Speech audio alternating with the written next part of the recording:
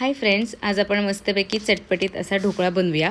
तर आज जरा गडबड होती त्यामुळे मी इथे ढोकळ्याचं रेडी मिक्स वापरलेलं आहे।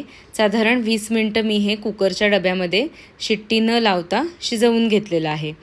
तुम्हाला जर घरगुती पदार्थांपासून ढोकळा कसा करायचा हे पाहिजे असेल तर मला कमेंटमध्ये सांगा, त्याची पण रेसिपी मी तुम्हाला नक्की दाखवेन।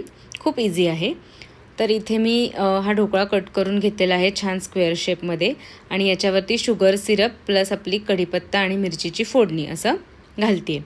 तर आता हे फोडणी आणि सिरप आपल्याला भरपूर प्रमाणात घालायचं आहे, म्हणजे मग ढोकळा छान थोडासा ओलसर होतो आणि त्याला टेक्स्चरही मस्त येतं। त्यानंतर भरपूर बारीक चिरलेली हिरवीगार अशी कोथिंबीर आपल्याला घालायची आहे। खोबरं खिसायचं आहे इथे।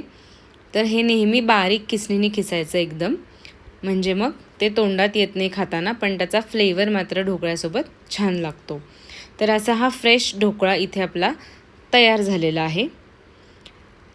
तर हा ढोकळा मस्तपैकी आपण आता एन्जॉय करूया। याच्यासोबत मी हिरवी आणि लाल चटणी अशा दोन्ही इथे केलेल्या आहेत।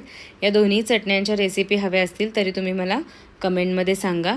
आणि आज मस्तपैकी आमच्या गॅलरीमध्ये बसून आम्ही हा ढोकळा एन्जॉय करणार आहोत। तर तुम्ही पण अशा पद्धतीने ढोकळा करून बघा आणि मला सांगा कसा होतोय। लाईक, शेअर आणि सबस्क्राईब करा। थँक्यू।